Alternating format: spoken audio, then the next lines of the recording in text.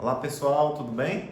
Eu sou o Dr. Dexter e vim aqui compartilhar um pouco da minha experiência clínica com vocês sobre lentes de contato em resina. As resinas compostas, são materiais bem versáteis, muito utilizados atualmente para transformar sorrisos. Elas possibilitam reanatomizar todo o sorriso de forma mais rápida do que a porcelana. Quero contar minha experiência para vocês antes da gente entrar no conteúdo que eu tenho a passar para vocês. Eu moro numa cidade pequena e tenho muita dificuldade com questões de laboratórios. A logística do laboratório, para moldagem, mandar para o laboratório, isso demanda muito tempo e custo. Eu vi na resina uma possibilidade de conseguir atender meus pacientes, de projetar sorriso para o meu paciente de forma mais rápida e de forma que em apenas um dia eu consigo devolver autoestima para ele, devolver estética. Então, pessoal, vou passar para vocês algumas indicações das lentes em resina. E tem uma grande vantagem, a questão do preparo dental. Muitos pacientes têm receio, quando a gente fala na transformação do sorriso, em desgastar o dente natural. Então, com essa técnica, na maioria dos casos, não existe desgaste dental. Tá certo? Então as indicações, quando você vai oferecer isso para o seu paciente? Em alguns casos de astemas, alguns casos de alterações de cor, quando você observar restaurações satisfatórias, restaurações infiltradas, o paciente ele queixando da estética do sorriso, dentes conoides. Então, para entender melhor sobre as resinas, sobre essa possibilidade dessa técnica, eu gosto muito de falar sobre as propriedades ópticas da resina. Então temos a matiz, que é a cor, se ela é uma cor A, se é uma cor B, se é uma cor C ou se é uma cor D. Temos o croma, que é a quantidade de cor que tem em cada escala. Um exemplo, 1, se for a matiz A, A1, A2. Então é a quantidade de cor que tem em cada escala. E o valor, que é a quantidade de branco que tem numa resina. Quanto mais branco, mais alto o valor. Quanto menos branco, mais baixo o valor. Isso é muito importante nas reanatomizações, a gente tem que ter muito cuidado referente a isso. A translucidez, que é esse efeito onde a luz passa e projeta o fundo do dente, o fundo da boca, a propriedade que o dente tem de passagem de luz. É muito importante nas reconstruções incisais. Temos também outra propriedade que é a opacidade, é uma propriedade muito valiosa para as reanatomizações. Tá certo? A fluorescência e a opalescência. Eu não vou entrar muito em detalhe na fluorescência e opalescência. Não vai fazer tanta diferença se você ter um dente tão fluorescente ou com opalescência. Então eu quero ser o mais básico, de forma que todos consigam entender e executar os casos de reanatomizações de lentes em contato. Então, pessoal, quero passar para vocês o esquema básico que a gente utiliza no dia a dia para as reconstruções. Então vamos lá. O primeiro passo é confeccionar uma concha palatina com a resina de resistência, uma resina que tenha carga.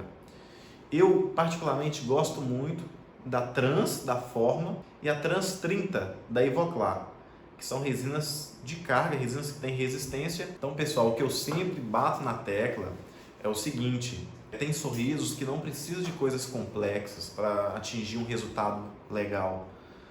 Apenas algumas harmonizações, alguns pontos estratégicos que você trabalhar, você já consegue atingir o objetivo do paciente, a vontade, o anseio dele.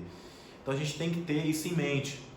Muitas vezes, o que nós queremos é transformar tudo, é fazer lente, é facetar tudo, e não é assim que funciona. Tem que ter sensatez e bom senso. Então quero falar para vocês um pouco sobre lentes com substrato desfavorável. Isso é a rotina grande no consultório, isso tem uma procura muito grande no consultório, porque pacientes que tratam a endodontia de dentes anteriores, esses dentes ao longo do tempo, em alguns casos, pode escurecer. Então, esteticamente fica desfavorável. E é um dos fatores que a gente soa para conseguir colocar estética legal. Muita gente tem dificuldade. E eu quero deixar isso bem simples para você. Explicar de maneira simples para você entender e conseguir reproduzir. Então vamos lá. Os dentes com substrato escurecido têm um grau de dificuldade muito grande, igual eu comentei. E existem 3 coisas que a gente precisa avaliar. avaliar qual que é o anseio do paciente. Já aconteceu comigo do paciente chegar no consultório, gostar da cor dos outros dentes e estar incomodado só com a cor de um dente, desse em questão, que está com substrato escurecido. O que eu faço? Primeiro planejamento, faço um clareamento só nesse dente, já que os outros não incomodam. Entenderam? A gente faz o primeiro passo, o clareamento nesse dente, o clareamento externo mesmo, tá? O clareamento a laser. E após o resultado, reanatomizamos. Por que eu faço primeiro esse clareamento? Porque se o dente já está escurecido e eu preciso desgastar, preciso preparar, se ele não tiver com a cor, se eu não conseguir resultado nenhum com o clareamento, eu teria que desgastar muito mais. Então, automaticamente, eu fazendo o clareamento, a quantidade de desgaste, na maioria dos casos, vão ser menores.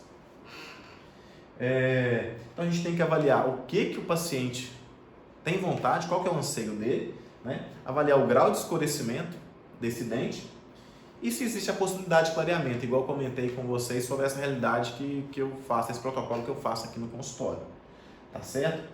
Uma das perguntas que eu tenho recebido é qual opacificador que eu devo usar ou quando opacificar. Então isso é uma dúvida que muitos profissionais têm, muitos dentistas têm, eu tinha, né? Como que eu procedo hoje? Qual que é a minha conduta? Primeiro passo, você precisa saber a quantidade, o quanto você teria que desgastar nesse dente para conseguir mascarar aquele fundo.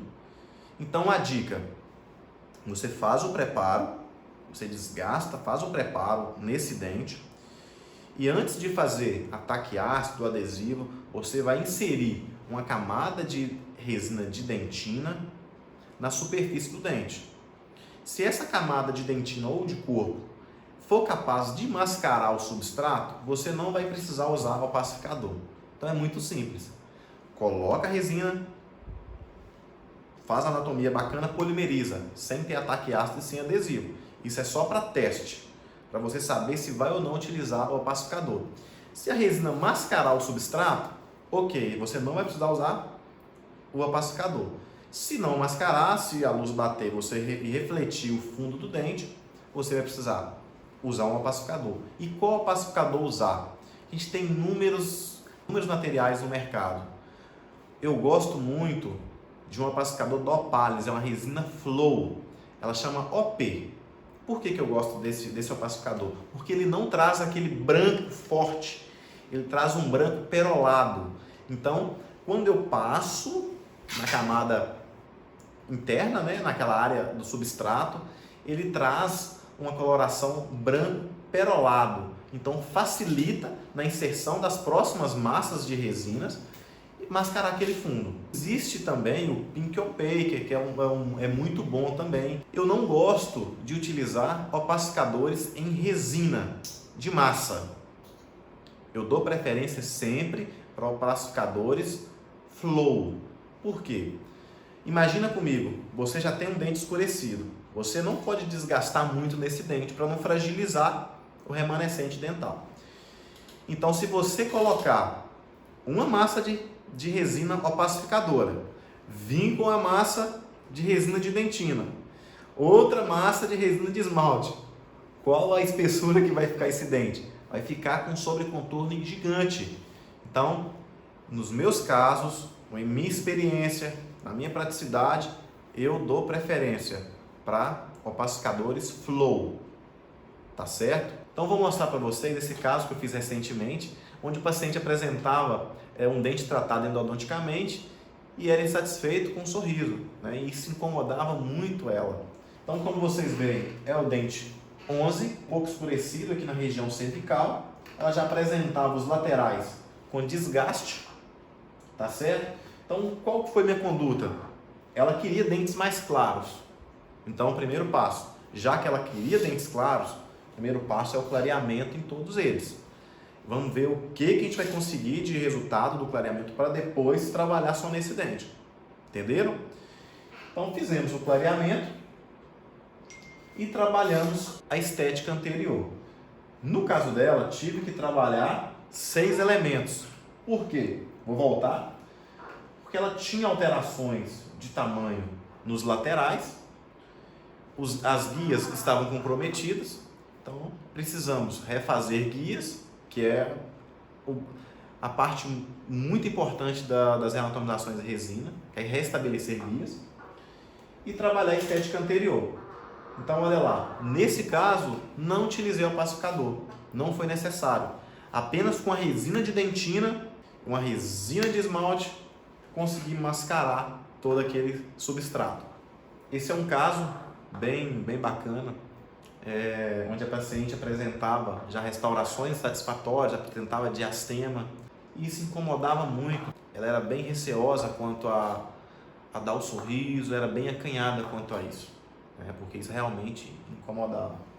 Então a gente percebe que o dente 21 era um dente que estava muito largo em relação ao 11, então a gente precisa ter em mente que o 11 e o 21 ele tem que ser padronizado, ele tem que ter um tamanho equivalente. Então, o que propomos? Tivemos que fazer levante de mordida, porque ela já apresentava desgastes anteriores, apresentava já resinas nesses dentes, apresentava implante.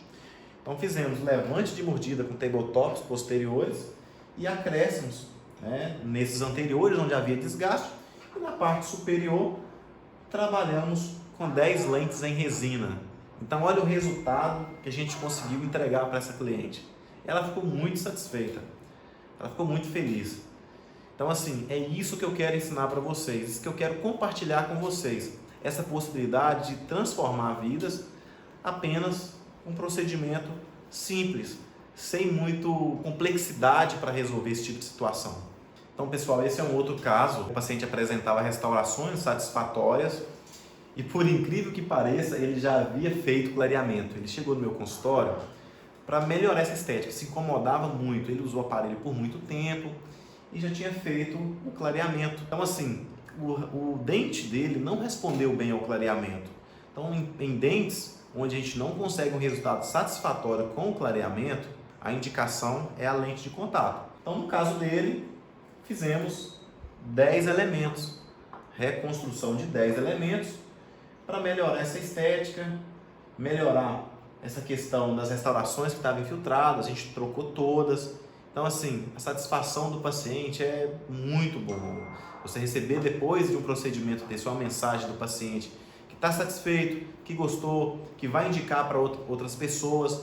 Então é isso que eu quero que vocês entendam. Com o simples, você consegue atingir resultados legais, resultados satisfatórios que vão alavancar sua carreira. De que forma? Um paciente passando para outro, informando para outro. Então, pessoal, era isso que eu tinha para passar para vocês, né? Esse pequeno apanhado do que pode ser feito.